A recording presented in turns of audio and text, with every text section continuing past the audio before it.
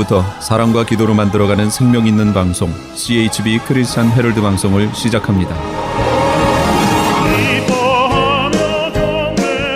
매일 새벽 4시, 매일 밤 11시 하루의 시작과 마무리를 함께하는 CHB 크리스찬 헤럴드 방송은 오늘도 성실하게 여러분 곁에 함께할 것입니다.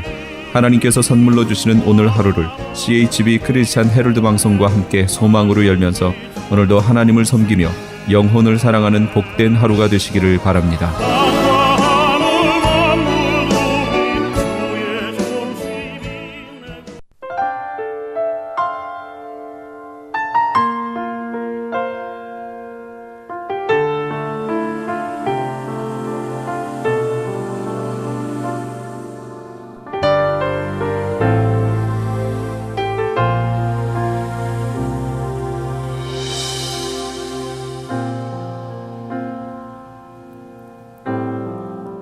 영혼의 쉼터.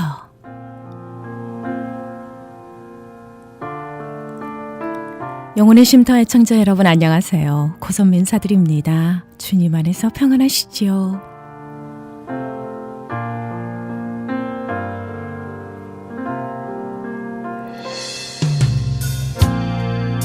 지성에서 영성으로 이어령 박사는 기도는 접속이다라는 말을 했습니다.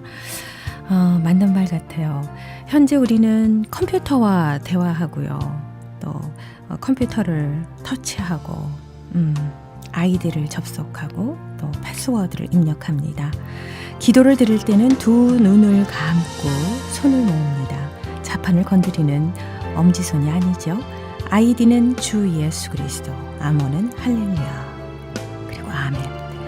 보이지 않아도 들리지 않아도 그 빛과 소리는 저와 여러분의 가슴의 판넬 위에 떠오릅니다. 두드려라, 그러면 열릴 것이다. 키보드를 두드립니다. 아니면 터치스크린을 손끝으로 살짝 건드리기도 하죠.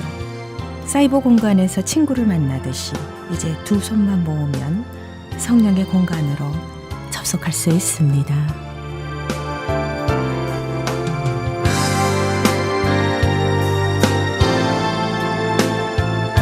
이어령 교수의 기도하는 그 마음이 우리에게도 전달되는 것 같지 않습니까? 우리 주 예수 그리스도께 항상 에브리데이 접속하시는 저와 여러분 되시길 바랍니다.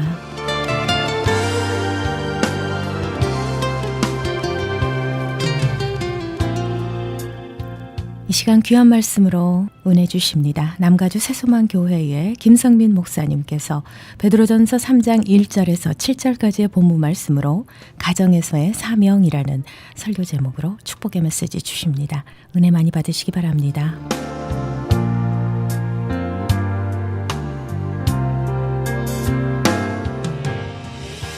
하나님은 베드로를 통해서 로마의 압박과 박해 가운데 있었던 실망과 절망, 좌절 앞에 있었던 흩어진 그리스도인들에게 어떻게 해야 온통 오해를 받고 살아갔던 그러한 크리스천들에게 어떻게 해야 그 사람들에게 그 주위에 있는 어려움을 주는 그 온통 오해하고 있는 그런 사람들에게 그리스도, 성도의 삶을 드러낼 것인가, 일터에서 어떻게 살 것인가, 어떻게 개인 신앙생활 할 것인가, 어떻게 교회 생활할 것인가, 어떻게 가정생활을 해야 되는가를 오늘 말씀해 주시면서 좋은 가정을 이루어라라고 말씀하고 있습니다. 그 이유는 이 세상에서 가장 행복한 장소라는 것을 알려주시기 위함이고 그러한 삶을 사는 것이 성도의 삶이다라고 말씀하고 있는 것입니다.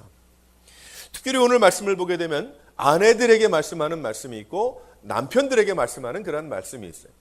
아내들에게 어떠한 말씀을 하고 있습니까? 여기에 보게 되면 한 가지를 이야기하고 있습니다. 우리 다 같이 한번 읽어보도록 하겠습니다. 아내들에게 뭐라고 말씀하시는지 한번 넘겨주시기 바랍니다. 순종하라고 말씀하고 있어요. 그러면서 순종에 대한 그러한 이야기를 몇 구절에 통해서 설명하고 있습니다.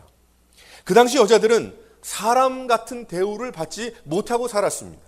남자들에게 눌려 있었고 여자들은 작게 보았고 그들은 많이 들을 수가 없었고 많이 말할 수가 없었습니다. 그저 남편이 하는 대로 했어야 했던 것이 여자들이었어요. 그래야 좋은 여자라고 생각했습니다. 그리고 그 당시에는 남편은 언제고 결혼 지참금만 가지고 있으면 그것만 지불하면 이혼이 가능했어요. 하지만 여성들은 이혼을 할 수가 없었습니다. 이러한 상황 속에서 여자가 예수님을 믿어서 가정을 인도한다는 것은 너무나도 힘든 일이었어요. 이러한 상황 속에서 예수 그리스도의 복음을 받고 하나님의 말씀을 가정에 들어가 가르친다는 것은 어떤 면에 있을 수 없었던 그러한 일입니다. 하나님 똑같은 사랑을 받은 그러한 자인데도 불구하고 여기 말씀을 보게 되면은 교회에 나온다는 것, 남편의 반대를 무릅쓰고 교회에 나온다는 것은 어떤 면에 있을 수 없었던 그러한 일이었던 것입니다. 이러한 가운데 교회에 나오면 무엇을 가르쳤는가 하면 평등을 가르쳤고 자유를 가르쳤어요. 하나님께서 하나님의 똑같은 자녀요, 남자와 여자가 모두 다 하나님의 자녀임을 이야기하면서 과연 하나님은 그 여성들에게 자유하기 때문에 마음대로 생활하라고 이야기하지 아니하고 이 베드로 사도를 통해서 어떤 말씀을 하고 있냐면 더욱 순종하십시오라고 말씀하고 있는 것입니다.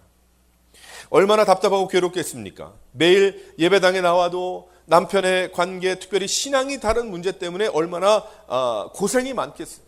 그래서 한번 남편의 서포트를 받으면서 교회 나와서 예배를 드렸으면 좋겠다라고 생각하는 그런 경우들이 많이 있었을 것입니다.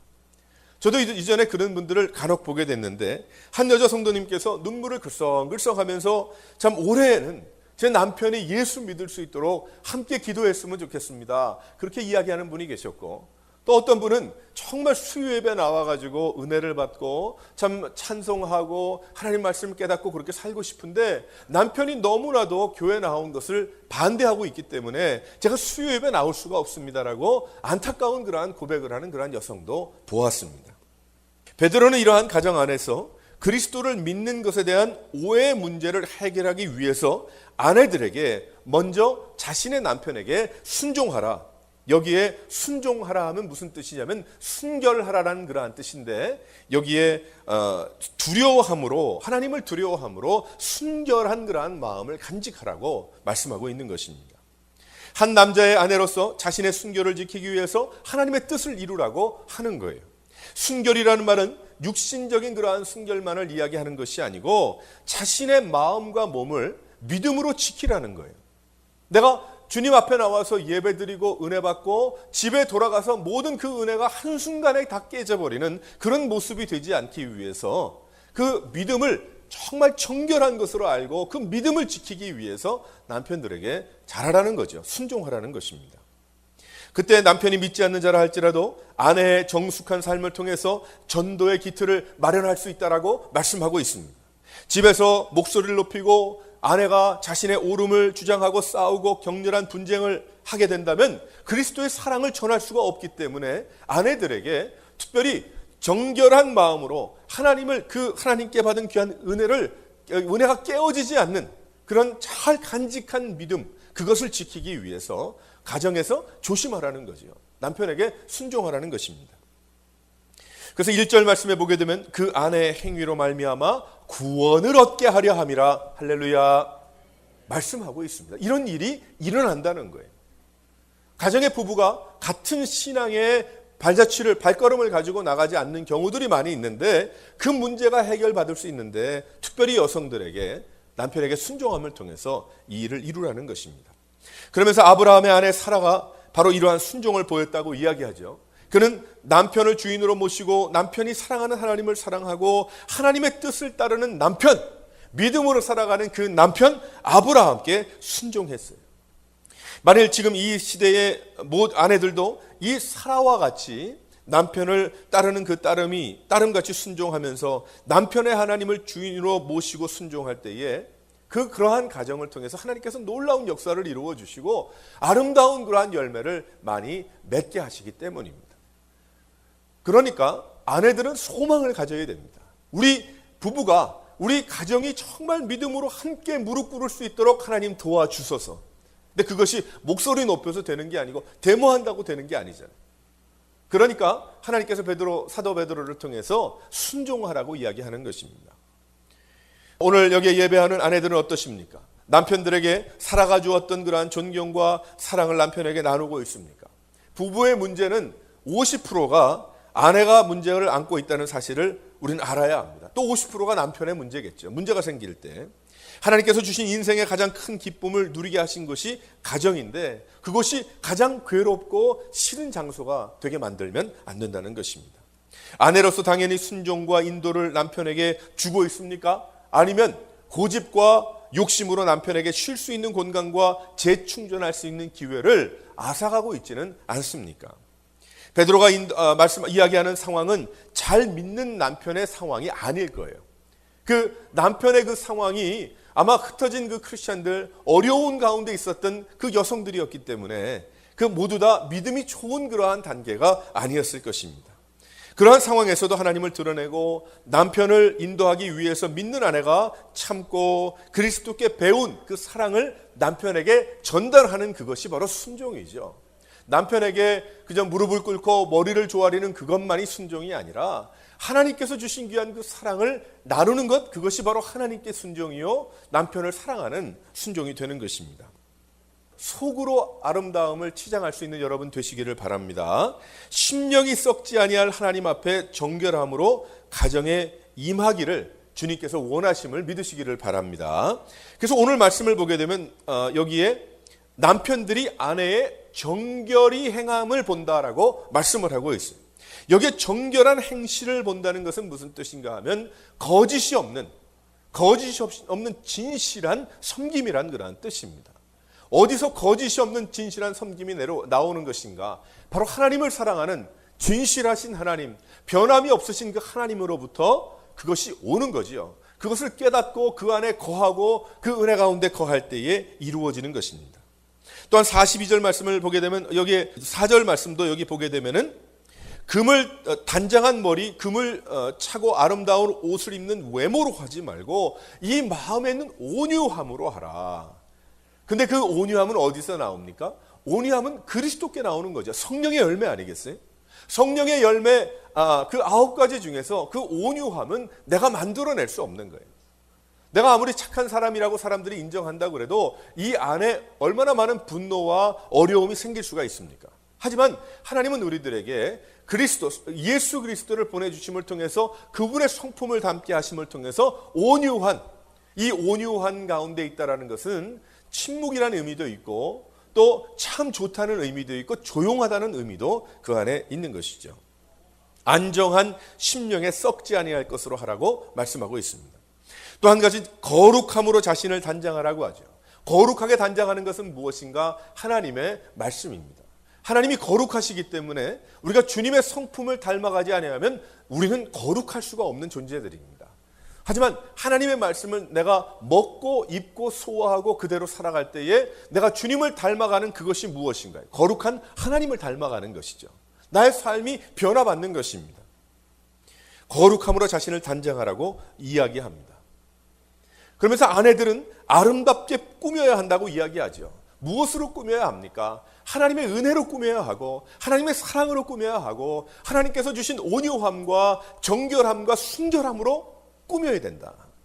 그때에 그 여성은 이전에 예수 안 믿을 때 여성과는 동일한 여성이나 아내이지만 전혀 다른 사람이 된 것입니다. 정말 매력적인 그러한 사람이 되는 것이죠.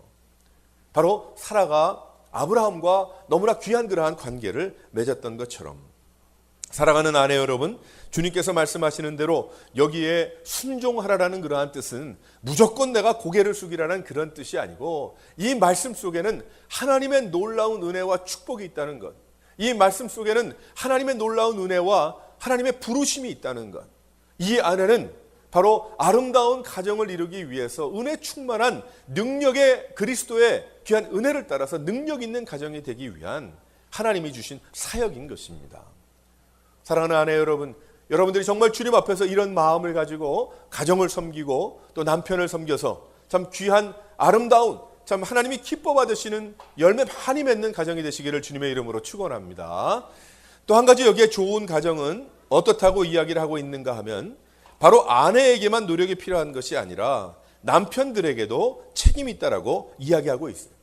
그래서 7절 말씀을 보게 되면 이런 말씀이 있죠. 남편 된 자들아 이와 같이 지식을 따라 너희 아내와 동거하고 저는 더 연약한 그릇이요 또 생명의 은혜를 유업으로 함께 받을 자로 알아 귀히 여기라 이는 너희 기도가 막히지 아니하려 함이라 말씀하고 있습니다.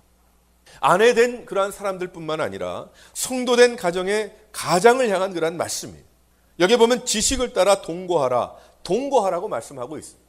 7절의 말씀은 예수 믿는 남편들은 남자로서의 기준을 가지고 또한 이 세상이 이야기하는 그런 남자의 어떤 기준을 가지고만 가정을 다스리는 것이 아니라 하나님의 말씀을 기준으로 해서 가정을 다스려야 된다라고 말씀하고 있습니다.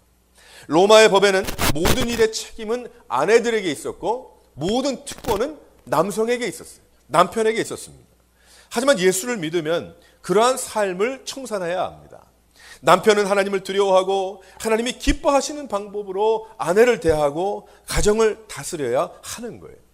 그래서 이 안에 남편들이 해야 될 한 3가지의 이야기가 있습니다. 그 가정에서 어떻게 해야 되겠는가? 첫 번째 한번 다 같이 읽어보도록 하겠습니다. 이해가 있어야 합니다.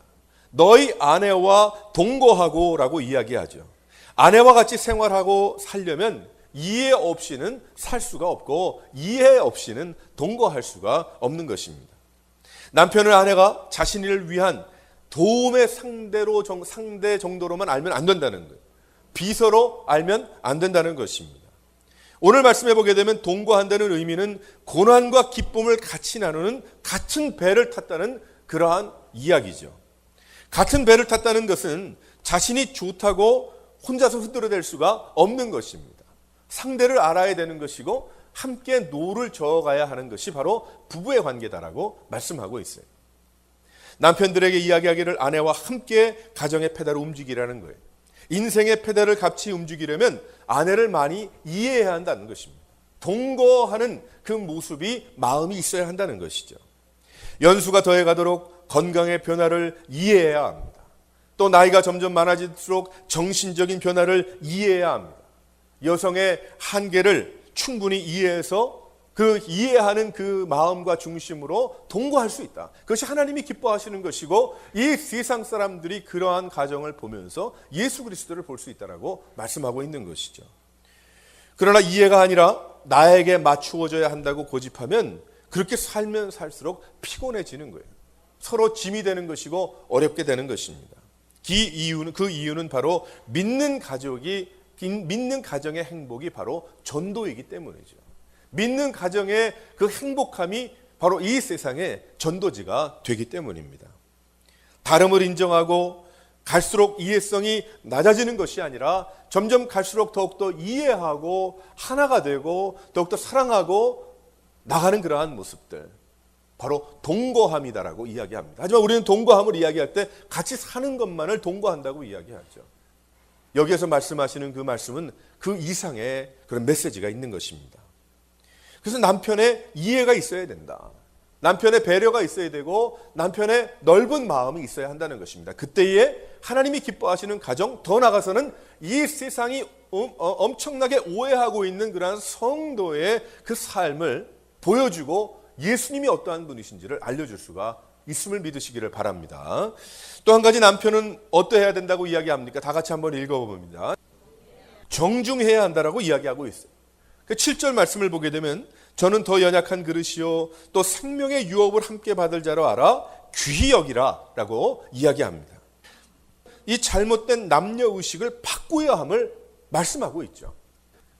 세상이 인정하고 또 부러워하는 가정이 되려면 남성들의 변화가 있어야 하는데 여성들에 대한 인식이 바뀌고 여성들을 정중하게 대할 수 있어야 합니다. 그런 여성을 고귀하게 우리 아내를 중요하게 여길 수 있는 그런 마음이 아니면 정중하게 대할 수가 없는 것입니다. 그래서 행복한 가정생활을 위한 그런 남편의 7계명이 있어요. 어떤 사람이 그걸 적어놨는데 제가 한번 쭉 읽어드리도록 하겠습니다. 첫 번째로 이런 얘기를 합니다. 아내가 변화되기를 바라지 말고 내가 먼저 변해야 한다. 아내는 기성품이 아니다 라고 이야기합니다. 아내는 기성품이 아니라는 거예요. 또 한 가지, 아내를 어머니나 다른 여성과 비교하지 말라. 세 번째는 어두운 표정을 지은 채로 귀가하지 말라. 가정은 병원이 아니다 라는 겁니다. 또 네 번째, 아내의 허물과 실수를 공격하지 말라. 아내는 끊임없이 위로받기를 원한다. 또 한 가지는 다섯 번째로 고개로 그 아내를 사랑하라. 아내가 말할 때 항상 고개를 끄덕여주고 반응하라는 거예요. 또 여섯 번째로 아내를 관리하려 하지 말고 아내는 물건이 아니고 인생의 영원한 협조자다. 또 그리고 마지막으로 억압적인 태도를 버리라. 아내 앞에 군림하려 하는 남편일수록 아내로부터 철저하게 무시를 당한다. 이런 7가지의 참 지혜로운 그러한 이야기를 어떤 사람이 했어요. 참 기억할 만한 그러한 일인 것 같아요. 7절에 보면 기도가 막히지 않게 하려 함이라. 마지막으로 남편의 이러한 책임을 다하지 않을 때 그의 기도와 하나님 사이에 장벽이 생긴다는 거예요. 스스로도 장벽이 생기고 또한 아내도 하나님과 장벽이 생길 수가 있다는 거예요. 아내가 남편을 바라보면서 하나님을 바라봐야 되는데 그 일이 제대로 돌지 않다 보니까 문제가 깊게 되는 것입니다. 어떠한 것이 있습니까? 우리 쉽게 얘기하면 먹고 사는 문제에 책임을 다해야 돼요. 게으르면 안 됩니다. 또 한 가지는 평안을 제공하고 편안을 제공해야 된다. 마음의 평안함, 마음이 안정되고 온유하고 참 마음이 평안할 수 있도록. 근데 그 평안이 어디에서 옵니까? 하나님을 사랑하는 그 남편의 믿음에서 오는 것이죠. 이 세상에서 평안을 얻을 수가 없잖아요. 하지만 하나님이 부어주신 은혜 충만히 받을 때 모든 것이 다 사랑스러워진다는 말이에요. 그래서 이 남편이 평안을 가지고 하나님께 얻은 그 평안을 가지고 평안을 제공해야 된다. 아내에게. 또 한 가지는 편안함을 제공해야 된다. 육신적인 편안함도 남편의 책임이라는 거예요. 그러니까 와이프가 참 괴롭고 힘들고 피곤해서 코피 흘리고 있다. 이건 문제가 있는 거죠. 그것은 남편이 편안함을 제공하지 않고 있기 때문에 그래요. 그래서 그 문제 왜 그랬을까? 그 당시에 그런 일들이 일어났기 때문에. 근데 지금도 대개는 다 열심히 일하고 열심히 성실하고 있지만은 우리의 마음속의 중심에 이러한 기본적인 이러한 가정에 대한 생각은 변하지 않았다는 것입니다. 행복을 제공해야 된다. 웃음을 제공하고 즐겁게 살아야 된다. 참 재미있는 그러한 이야기, 재미있는 것으로 또 아내가 좋아하는 것으로 늘 웃음이 충만한 그런 가정이 되어야 된다. 그것이 바로 하나님께서 말씀하시는 것입니다. 또 한 가지 건강을 제공하는 일, 먼저 남편이 건강해야 되고 건강할 수 있도록 온 가정을 인도해야 된다. 바로 그것도 남편의 분량이라는 것이고 또 더 중요한 것은 무엇입니까? 영적인 것, 하나님을 사랑하고 믿음이 성장하는 것, 또 주님을 사랑하는 것, 하나님께서 우리 가정에 주신 놀라운 그 부르심과 그런 맡겨주신 그러한 일을 온 가족이 한 마음으로, 특별히 남편과 아내가 한 마음으로 함께 뛰어가면서 사랑하면서 나가는 그것이 하나님의 부르심이기 때문에 그것을 인도하는 일이 누구에 딸려 있어요? 남편에게 딸려 있는 거예요. 물론 남편과 아내가 다 동등한 그러한 사람들이지만 하나님께서는 남편들에게 리더십을 주셨잖아요. 바로 그것이 하나님께서 말씀하신 부부의 관계이거든요. 그래서 영적으로 건강해야 된다. 그래서 그 건강함을 제공해야 된다. 그 영적인 건강함이 무엇입니까? 믿음이 돈독한 거죠. 기도 열심히 하는 것이고 예배 열심히 드리는 것이고 어떤 면에 누가 누구보다 더 나아야 된다는 이야기는 아니지만은 아내보다 남편이 더 열심히 믿어야 됩니다. 실은. 그때에 인도할 수 있고 여기 하나님께서 만드신 귀한 가정의 모든 그 펑션이 이루어지는 거예요. 아름답게. 과연 우리의 가정은 어떻습니까? 하나님께서 말씀하신 그러한 일들이 일어나고 있습니까?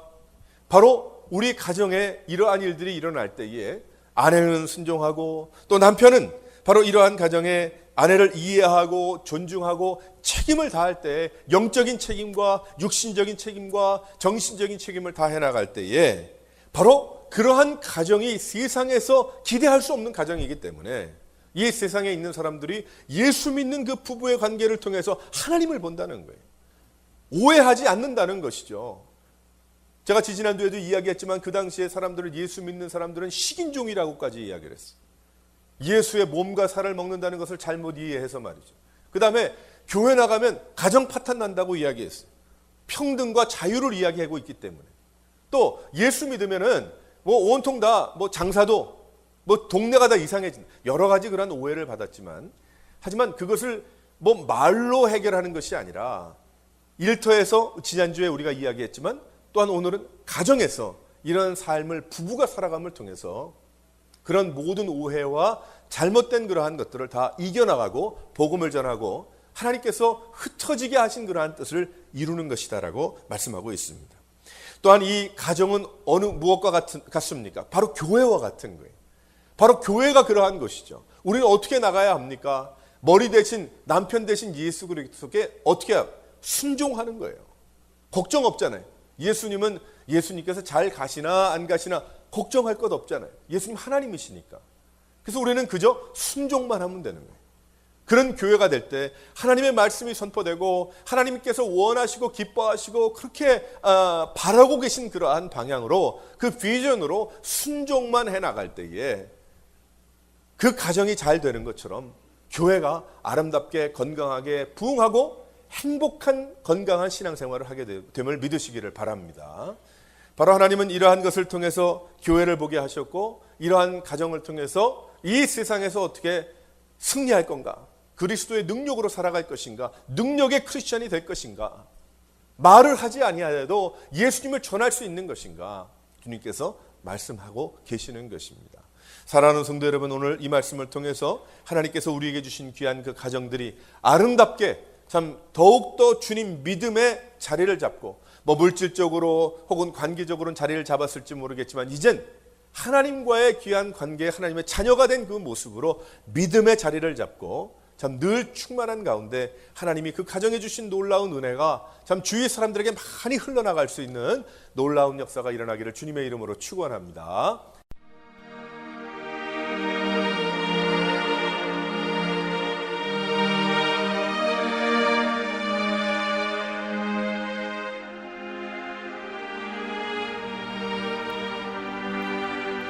지금까지 남가주 새소망 교회의 김성민 목사님께서 은혜 주셨습니다. 베드로전서 3장 1절에서 7절까지의 본문 말씀으로 가정에서의 사명이라는 설교 제목의 메시지였습니다. 은혜 많이 받으셨는 줄 믿습니다.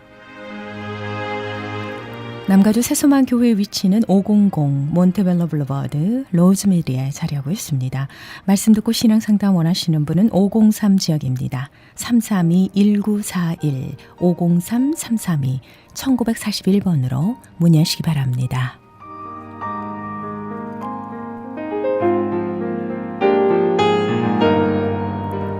저희 크리스천 헤럴드는 신문과 라디오 CHTV 18.88을 통해 예수 그리스도의 복음을 전하고 있습니다. CHTV 18.88은 다양한 프로그램으로 24시간 여러분과 함께합니다. 24시간 방송되는 모든 프로그램을 인터넷으로도 시청하실 수 있는데요. 39년 전통의 크리스천 헤럴드 웹사이트 www.chtv1888.org로 들어오셔서 은혜로운 말씀과 함께 찬양, 교계 소식 등 다양한 정보를 함께 나눠주시면 고맙겠습니다. 여러분들의 많은 관심과 사랑 그리고 기도를 부탁드립니다. M3를 아십니까? 무슨 병에 걸렸던지 큰 효과를 준다는 신비한 영양제. 혈액에 영양을 공급하여 힘이 생기니까 피곤하지 않고 이제는 지팡이 없이 걸을 수 있다고 많은 분들이 간증을 합니다. 혈액 해독, 기력 회복, 뼈 골수 영양 공급, 심장, 뇌, 혈전 용해. 유태인 회사가 제조한 특수 영양제. M3. 혈액 순환을 잘 되게 하는 최고급 영양제. M3. 크던 작던 아픈 곳이 있다면 M3.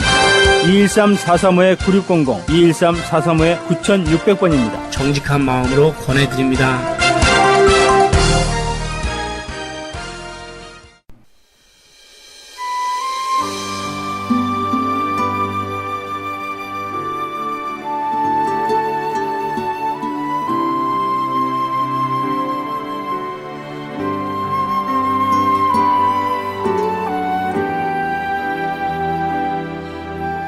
생명의 말씀 이어집니다. 코널스톤 교회의 이종영 목사님께서 말씀 주십니다. 마태복음 7장 24절에서 29절까지의 본문 말씀으로 반석 위에 지은 집, 지혜로운 코널스톤이라는 설교 제목의 메시지입니다. 은혜 많이 받으시기 바랍니다. 보혈을 지나 아버지 품으로 보혈을 지나 하나님 품으로 한 걸음씩 나아가네. 교회는 건물이 아니라 바로 저와 여러분들입니다. 그런데 우리는 코너스톤이라고 이름을 정했습니다. 모퉁이의 돌이 되신 예수님, 또 머릿돌이 되신 예수님의 예수님으로 인해서 나는 지어져 가고 우리 가정도 지어져 가고 그리고 코너스톤도 지어져 가는 이런 전쟁을 하는 하나님의 나라 코너스톤, 이것이 저희 소원입니다. 그러기 위해서 이 말씀은 아주 중요합니다. 산상수훈의 마무리입니다. 어떤 사람이 지혜로운 사람이며 어떤 사람이 어리석은 사람일까?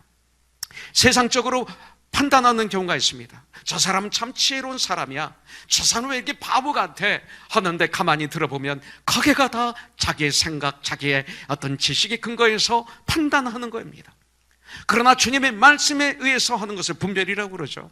그런데 오늘 말씀을 통해서 우리는 분별할 수가 있습니다. 고린도전서 3장에 보면 우리 모두 인생의 집을 지어가고 있는 사람이라고 성경은 말하고 있어요. 그런데 어떤 사람은 불이 나도 타지 않게 금, 은, 보석으로 집을 짓지만 또 어떤 사람은 불이 나면 타서 재가 되어버릴 나무, 풀, 그리고 집으로 집을 짓고 있다라고 말하고 있습니다. 마지막 때에 불타는 집을 지은 사람은 해를 받겠고 불타지 않는 집을 지은 사람은 상을 받을 것이라고 성경은 비유로 우리에게 말씀하고 있습니다. 지금 저와 여러분들은 우리 인생의 집을 무엇으로 지으며 살고 있는지요? 이것은 중요한 질문입니다. 반석 위에 집을 지은 사람은 성경은 말씀하시기를 지혜로운 사람이라고 말하고 있고 모래 위에 집을 지은 사람은 어리석은 사람이라고 오늘 선포하고 있습니다. 그런데 이 반석 위에 세운 집인지 모래 위에 세운 집인지 보통 때는 알 수가 없습니다. 살아가는데도 그렇게 별 문제가 없습니다. 그런데 비바람이 몰아치고 산더미 같은 파도가 몰아치고 태풍이 몰아치고 홍수가 나고 쓰나미가 오면 고난이 오고 환난이 오고 핍박이 오고 그리고 어려움이 오면 그때 모든 것이 다 드러나게 돼 있다고 오늘 가르쳐주고 있습니다. 우리가 지혜로운 사람인지 또 어리석은 사람인지 우리의 삶이 반석 위에 세운 삶인지 그렇지 않으면 우리의 삶이 모래 위에 세운 삶인지 반석 위에서 신앙생활하는 성도인지 모래 위에서 신앙생활하는 성도인지 힘든 일이나 환난이 나에게 닥쳐왔을 때 알 수 있다고 오늘 우리에게 가르쳐주고 있습니다. 그런데요, 지혜로운 사람과 어리석은 사람 공통점이 있습니다. 같은 것들이 있습니다. 지혜로운 사람이나 어리석은 사람이나 모두 교회에 나와서 하나님 말씀을 같이 듣습니다. 지금 여기 있는 말씀은 사람은 교회에 나오는 사람들을 얘기하고 있습니다. 예수님을 믿는다고 하는 사람들 중에 지혜로운 사람이 있고 어리석은 사람이 있다는 것입니다. 그래서 그들에게 공통점이 있는데 같이 나와서 예배를 드리는 공통점이 있고 말씀을 같이 듣는 공통점이 있습니다. 또는 이 지혜로운 사람이나 어리석은 사람이나 모두에게 고난이나 환난이나 시련, 어려움, 핍박 이런 것들이 다 온다는 것입니다. 사도 바울은 로마서 8장 17절에 보면 자녀이면 하나님의 자녀이면 또한 상속자, 천국의 후사 곧 하나님의 상속자예요. 그리스도와 함께 한 상속자니 우리가 그와 함께 영광을 받기 위하여 모든 것 하나님께 영광이 되지만 그 영광을 함께 받게 해주신다는 거예요. 예, 고난도 함께 받아야 할 것이니라 성경은 말씀하고 있습니다. 이 땅에 사는 동안 우리들이 삶 가운데 수많은 시련과 환난과 고난과 핍박과 어려움이 닥쳐온다는 거죠. 그래서 마태복음 7장 25절에 보면 비가 내리고 창수가 나고 바람이 불어 그 집에 부딪히되 모든 집에 비가 내리고 창수가 나고 폭풍이 몰아치고 쓰나미가 오고 강한 바람이 누구에게나 불게 돼 있어요. 이런 고난이 환난이 이런 시련이 우리 믿는 자들에게 온다는 것입니다. 그런데 예수님은 말씀하시기를 지혜로운 자만이 이런 고난을 넉넉히 이길 수가 있다 이것입니다. 본문에 들어가기 직전에 예수님이 21절에서 이런 말씀을 하십니다. 나더러 주여 주여 하는 자마다 다 천국에 들어갈 것이 아니요 다만 하늘에 계신 내 아버지의 뜻대로 행하는 자라야 들어가리라. 그러면서 이어서 주님은 22, 23절에서 말씀하십니다. 그날에 많은 사람이 나더러 이르되 주여 주여 우리가 주의 이름으로 선지자 노릇하며 주의 이름으로 귀신을 쫓아내며 주의 이름으로 많은 권능을 행하지 아니하였나이까 하리니. 23절 그때 내가 그들에게 밝히 말하되 내가 너희를 도무지 알지 못하니 불법을 행하는 자들아 내게서 떠나가라 하리라. 여러분들 이게 무슨 뜻일까요? 교회 오면 찬송도 합니다. 똑같이.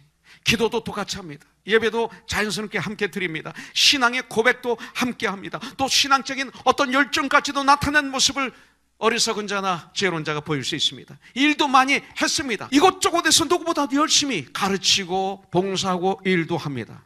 그런데 주님 앞에 서는 그날, 그 중에 어떤 사람은 이 말씀을 들어야 되는 사람이 있다는 거예요. 내가 너희를 도무지 알지 못하니 불법을 행하는 자들아 내게서 떠나가라, 이것이죠. 그렇다면 이 두 집이 가진 차이점이 뭘까요? 두 집의 가진 차이점, 깊이의 차이가 있습니다. 그 다음에 장소의 차이가 있습니다. 모래 위에 바위 위에. 정성의 차이가 있습니다.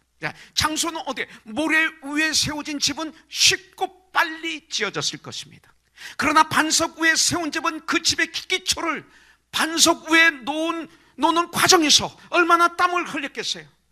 얼마나 많은 수고와 정성이 들어갔겠어요? 얼마나 충성된 일꾼들로 땀을 흘면서 했을까요? 온 마음을 다해서 했을까요? 온 정성을 다해서 했을 거예요. 그 집을 그렇게 지어갈 거예요. 많은 시간과 노력과 경비를 들여서 지어갔을 거예요.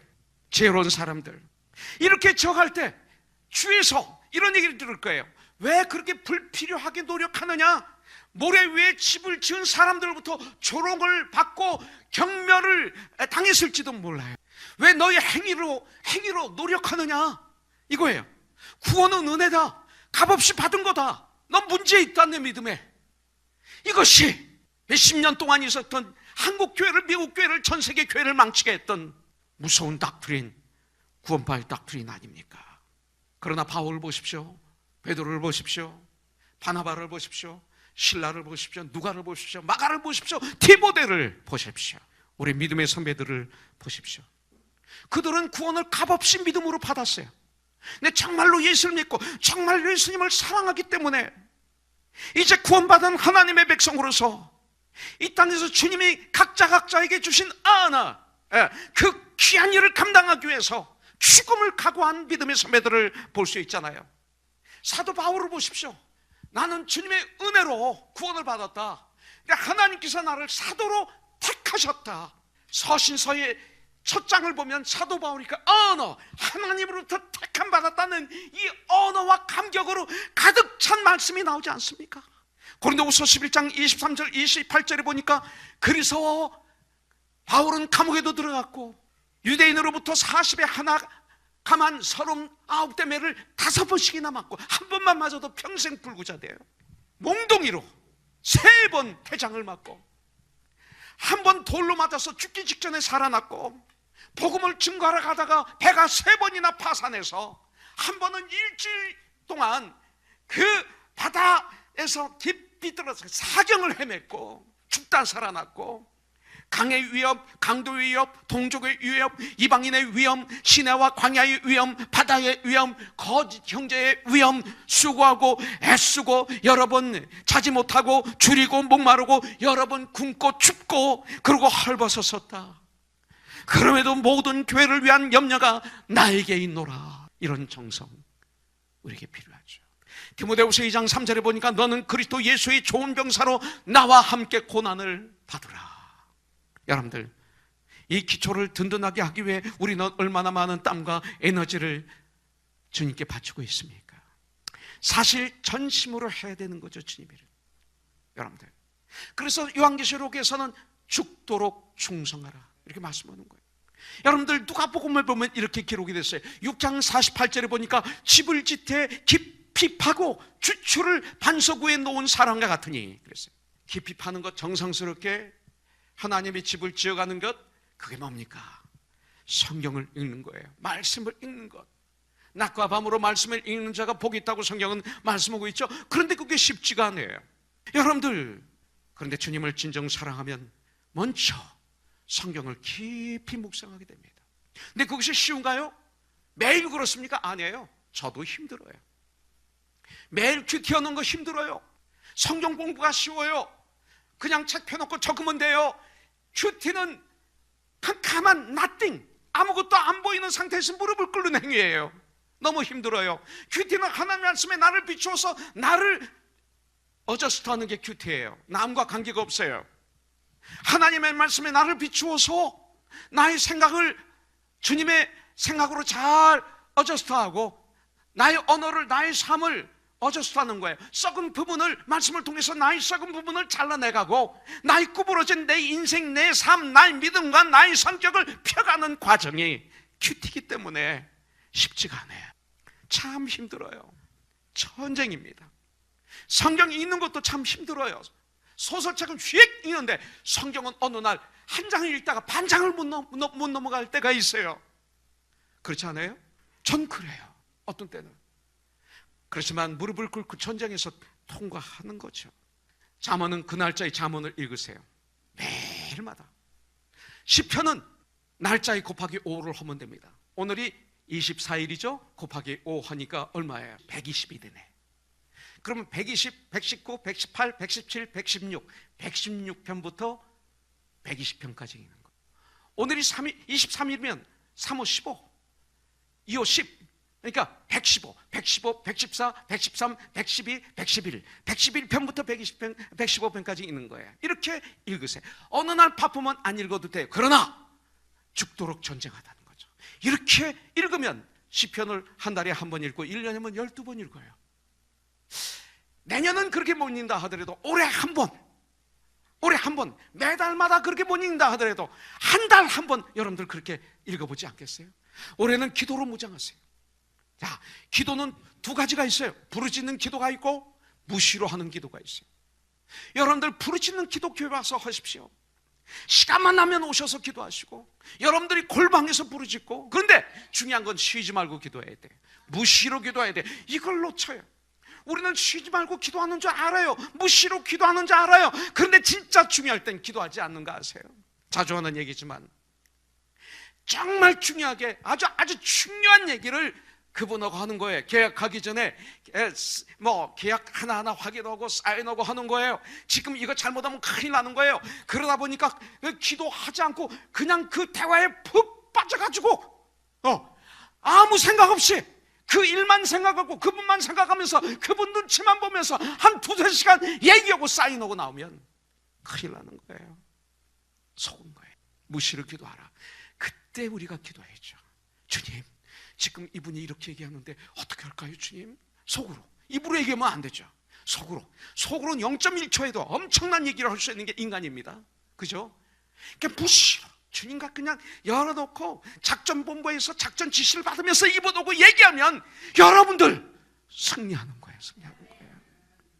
이 무시로 하는 기도가 우리에게 필요해요. 올해는 그걸 여러분들이 하셔야 돼요. 그러면 반석 위에 세운 집으로 지어가는 우리가 되는 거예요. 예수님의 제자들처럼 큰 인생의 풍랑을 만났을 때 자신의 책임임을 고백하고 회개하고 우리 주님에게 도움을 구하는 삶이 되시기를 주님의 이름으로 축복합니다. 여러분들 시편 119편 67절 72절에 보면 고난이 나에게 유익이라고 말씀하고 있잖아요. 고난을 통해서 내가 주님의 말씀을 깨달아 알았다고 말씀하고 있잖아요. 왜 유익입니까? 이 고난 고통을 통해서 우리는 기도를 배우게 됩니다. 고난이 올 때 기도하니까 주위에서 그래, 저 친구는 고난이 오면 기도해. 그거 좋은 거예요. 하세요. 그거 잘못된 얘기예요. 고난이 올 때 기도해야죠. 부르짖어야죠. 기도를 배우게 됩니다. 그러면서 기도를 배우는 거예요. 고통을 통해서 우리는 하나님을 찾게 되죠. 진짜 하나님의 사람은 고통을 통해서 하나님께서 주시는 소망을 바라보게 됩니다. 다른 데 소망이 없어요. 고난은 소망을 바라보게 하는 문이었어요. 고난은 우리를 정금같이 다듬어 주세요. 정금이 뭐예요? 순전하게 다듬어 주세요. 깨끗하게 다듬어 주세요. 여러분들, 사도 바울도 그렇잖아요. 로마서 5장 3, 4절이 사도 바울의 간증입니다. 다만 이뿐 아니라 우리가 환난 중에도 즐거워하나니 이는 환난은 인내를, 인내는 연단을, 연단은 소망을 이루는 줄 암이니라. 이건 바울의 간증입니다. 바울의 간증. 힘이 들고 어려워도 하나님의 말씀에 기초를 두고 뿌리를 내리고 흔들림이 없는 삶, 흔들림이 없는 신앙생활을 하게 되면 하나님께서 흔들림이 없는 믿음을 가진 그 사람에게 은혜를 부어주시고 귀중히 여김을 받는 축복을 주시는 거예요.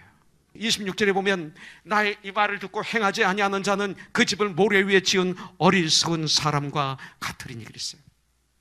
말씀대로 사는 그런 개인 나의 삶, 하나님의 말씀대로 사는 우리의 가정, 여러분들 하나님의 말씀대로 신앙생활하는 그런 생활을 하는 사람들이 모인 코너스톤, 하나님의 말씀대로 사는 하나님의 사람들이 많은 그런 나라, 여러분들 그 나라가 잠시 환난을 당하고 어려움을 겪을지 모르지만 그럼에도 불구하고 말씀에 순종하는 결정들을 택하신 좁은 문을 택한 사람들, 좁은 문으로 들어가는 사람들, 좁은 문을 택하면, 주님이 원하시는 길을 택하면 성경은 그것을 승리의 삶이라고 말하고 지혜로운 삶이라고 말하고 있고 참된 복을 누리는 삶이라고 성경은 말하고 있습니다.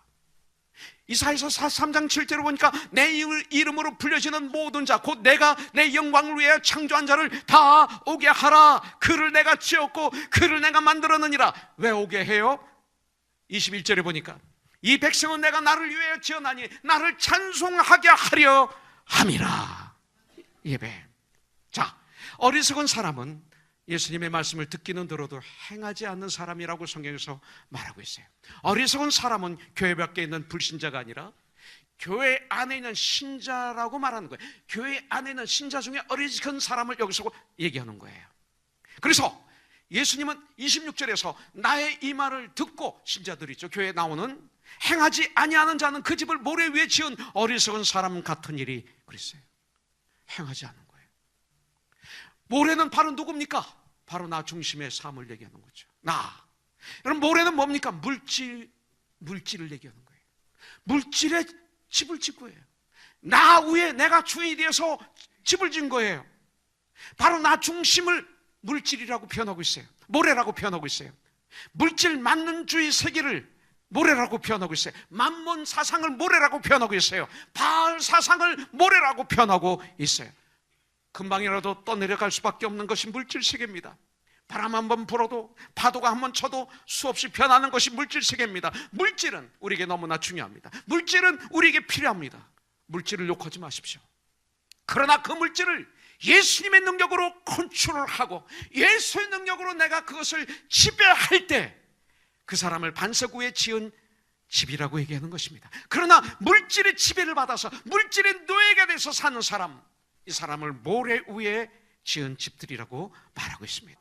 우리는 이 모래성축, 이 세상에 영원한 집을 지을 수 없어요. 아니, 거기다 지으면 안 됩니다. 이 세상은 나그네 길이기 때문에 어느 날 우리는 모든 걸 놓고 이 땅을 떠날 수밖에 없는 사람들이기 때문에, 이것은 영원한 곳이 아니기 때문에, 그런데 많은 교회 나가는 분들도 이 허물어져 버릴 모래 위에다가 잠시 있다 떠날 세상에 영원한 집이라고 하면서 집을 짓고 있는 거예요.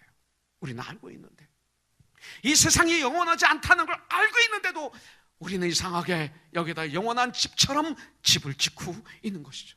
이 땅에서 영원한 집을 예비하는 게 아니라, 여러분들 그 험한 모래 위에 누가 집을 짓겠습니까? 그런데 너무나 많은 여러분들 교회 나오는 사람들이 모래 위에 집을 짓고 있다는 것입니다. 그래서 주님은 26절에서 나의 말을, 이 말을 듣고 행하지 아니하는 자는 그 집을 모래 위에 지은 어리석은 사람이라고 가르쳐 주시고 있는 거예요. 인생은 딱 한 번 사는데, 인생의 집을 딱 한 번 우리는 짓는데, 말씀의 털을 잘 다지고 든든한 집을 지어야 되지 않겠습니까? 돈이 너무 많이 든다고 그래서, 시간이 너무 오래 걸린다고 그래서, 물질적인 손해가 있다고 해서 빨리 짓고 싶어서 설계도대로 집을 짓지 않고 자기 마음대로 집을 짓는다면 그 집은 세월호처럼 무너지고 말죠. 마찬가지로 하나님의 말씀이 우리 인생의 설계도 아닙니까? 블루프린트. 내가 말씀을 판단하는 것이 아니라 말씀이 나를 판단하고 말씀이 나를 주장하게 하는 삶, 지혜로운 삶이에요. 주기도문에 있는 말씀 그대로 나라가 임하옵시며 뜻이 하늘에서 이루어진 것 같이 이 땅에 이루어지리다. 복음을 전파하며 영혼을 구원하는 이 귀한 일, 우리가 감당해야 돼요. 어리석은 사람들은 누굽니까? 믿음의 겉모양에 너무 치중해요. 이분들은 본질적인 진리가 아닌 비본질적인 진리를 가지고 그냥 치고받고 싸우다가 인생을 끝내고 떠나는 불쌍한 사람들. 여러분들, 교회 건물 질 때도 파란색, 빨간색으로 싸우고 이런 것들로 싸우는 거예요. 이런 교회가 진짜 많아요. 성경의 대표적인 가장 대표적인 그런 사람들이 누구예요? 바리새인들입니다. 바리새인들은 형식적인 그리고 외식적인 신앙만을 추구했던 것을 볼 수가 있습니다. 바리새인들은 하나님의 영광을 구하지 않고 자기 영광을 구했습니다. 많은 사람들을 의식했습니다. 여러분들은 어떻습니까? 그러나 예수님은 그런 것이 아닌 모든 면에서 온전하게 성장하기를 원하시죠. 마태복음 23장 23절에 보니까 화 있을진저 외식하는 서기관들과 바리새인들이여 너희가 박하와 해양과 근처에 11조는 들이되 율법에 더 중한 바 공의와 국률과 믿음은 버렸도다. 그러나 이것도 행하고 저것도 버리지 말아야 할지니라 말씀하고 있어요. 지혜로운 사람과 어리석은 사람 모두 평상시에는 아름다운 집을 소유한 것처럼 보입니다. 그러나 고난과 시련과 핍박과 이런 환난이 닥치면 지혜로운 자와 어리석은 자는 전혀 다른 결과를 맞이하게 됩니다. 어리석은 자의 집은 무너지면 떠내려가지만 지혜로운 자의 집은 안전할 것입니다. 어리석은 자의 집은 그 고난으로 떠내려갑니다. 환난이 오면 떠내려갑니다. 환난에 의해서 핍박이 오면 핍박에 떠내려갑니다. 문제가 생기면 그 문제로 떠내려갑니다. 승리하지 못합니다. 예수 안 믿어도 교회는 다닐 수 있습니다. 여러분들 기도와 말씀으로 무장하지 않아도 신앙생활하는 데 지장이 없습니다. 세상은 예배드리는 시간에 공부하라고 돈 버는 것이 지혜롭다고 생각합니다. 심지어 교회 나가는 사람들도 그렇게 얘기합니다. 그래서 자기 자녀들 어떤 문제 있을 때는 교회 못 나가게 합니다. 그렇게 세상을 따라가 보십시오. 편안은 합니다. 편안. 그러나 평강은 없습니다. 주님이 주시는 평안은 없습니다.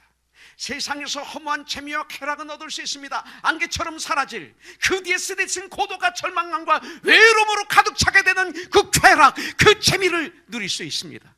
그러나 참된 그 기쁨과 희락은 얻을 수 없을 것입니다. 오직 참된 희락과 기쁨과 희락은 오직 예수님만이 줄 수 있는 것이기 때문에 이것을 현재 구원이라고 성경은 말하고 있습니다. 누구나 지혜로운 사람이 되기를 원하지만 모든 사람이 말씀대로 살지는 않죠. 예수님이 우리에게 원하시는 것은 완벽하게 말씀대로 살아라 아닙니다. 주님을 향한 내 마음의 중심, 이것입니다. 우리 모두 각자의 마음이 주의 말씀 앞에 순종하는 이런 지혜로운 삶을 살기로 결단하는 이 시간이 되기를 주님의 이름으로 축복합니다. 그러므로 누구든지 나의 이 말을 듣고 행하는 자는 그 집을 반석 위에 지은 지혜로운 사람 같으리니. 이 말씀에 강조된 동사가 2개 나옵니다. 말씀을 듣고 말씀을 행한다, 이것입니다. 그런데 여기서 주님이 강조하시는 단어는 무엇입니까? 행하는 자는. 들음만이 아니라 그 말씀을 듣고 믿고 행하는 자는 그 집을 반석 위에 지은 지혜로운 사람과 같다 말합니다. 믿음은 들으면서 다음에 들음은 예수 그리스도의 말씀으로 말미암습니다. 주님의 말씀을 듣고 믿고 그대로 행하는 자, 실천하는 자가 지혜로운 자요 참된 제자라. 이것이 산상수훈의 결론입니다. 예. 그렇다면 여러분들은 어떻습니까? 하나님의 말씀을 듣고 어떤 반응을 보입니까? 날마다 하나님 말씀대로 살기 위해서 여러분들 고민해 본 적이 있습니까? 남이 나를 기분 나쁘게 해서, 내가 억울해서, 내 감정을 상하게 해서, 내 자존심을 상하게 해서, 내가 사업에 손해를 봐서 고민을 하죠, 많이들. 그러나 정말 말씀대로 살기 위해서 고민하고 전쟁해 본 적이 있습니까? 하나님의 말씀을 쫓아 나의 삶을 지어가고 있습니까? 이 시간에 설교를 듣는 것은 듣기 위함이 아니죠. 그냥 설교를 듣는다면 아무 의미가 없습니다. 듣고 믿고 행해서 우리의 삶 속에서 예수님의 향기가 풍기고 소금의 직분을, 빛의 직분을 감당하고 주님의 편지가 되어서 세상 사람들이 나를 통해서 주님을 알고, 이런 역사가 일어나야 됩니다. 그러기 위해서 우리는 성장해야 되죠. 성도를 온전케 하며 봉사일을 하게 하며 그리스도 몸을 세우게 하려 하심이라. 그러기 위해서 예수를 믿는 일과 아는 일에 하나가 되어 온전케 되어 예수 그리스도의 장성한 분량에 충만한 데까지 이르라. 성장해야죠. 내 가정에, 나의 삶에, 내 가정에, 부부간에서 하나도 변화가 없다면 안 되는 거죠. 반석은 오직 예수 그리스도예요. 세상에서 반석처럼 여겨지는 것들도 결국은 다 무너지고 사라지잖아요. 정권 무너집니다. 인기도 무너집니다. 권력도 무너집니다. 다 무너집니다. 그러나 예수님은 어제나 오늘이나 영원토록 동일하십니다. 그렇기 때문에 그 터 위에 주님의 모퉁이 돌이 되어서 인생의 집을 짓는 자들은 영원한 줄 분명히 믿습니다.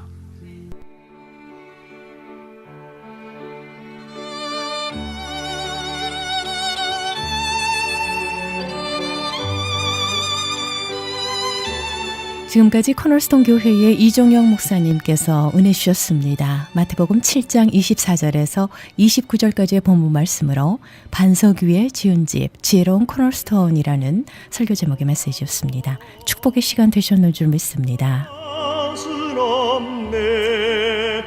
이 세상 보기와 바꿀 수 코널스톤 교회의 위치 소개를 해드립니다. 24,428 사우스 벌몬 애비뉴 하버시리에 자리하고 있습니다. 말씀 듣고 신앙상담 원하시는 분은 310지역 530-4040 310-530-4040번으로 문의하시기 바랍니다. 그리고 웹사이트 www.cornerstonetv.com을 참고하시기 바랍니다.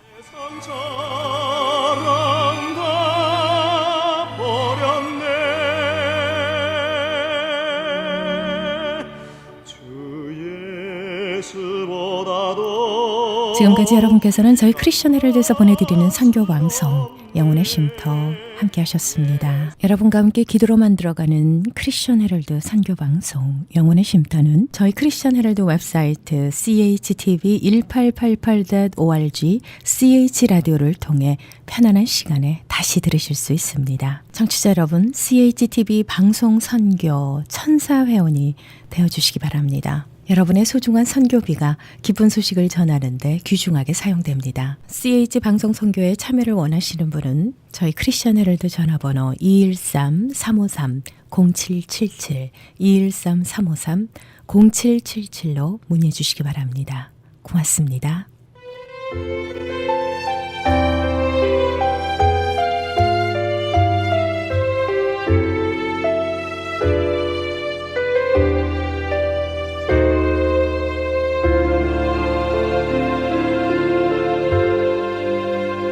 하나님께 접속할 수 있는 방법은 두 손을 모으고 하나님께서 내게 무엇라 말씀하실까 귀를 기울이고요. 나의 마음을 온전히 주님께로 향하는 그런 길일 것입니다. 오늘도 주님께서 우리에게 귀한 말씀을 주셨습니다. 말씀 안에서 평안한 밤 되시길 소망합니다. 함께해 주셔서 감사하고요. 저는 여기서 인사드리겠습니다. 지금까지 저 고섬이었습니다. 고맙습니다. 사랑합니다.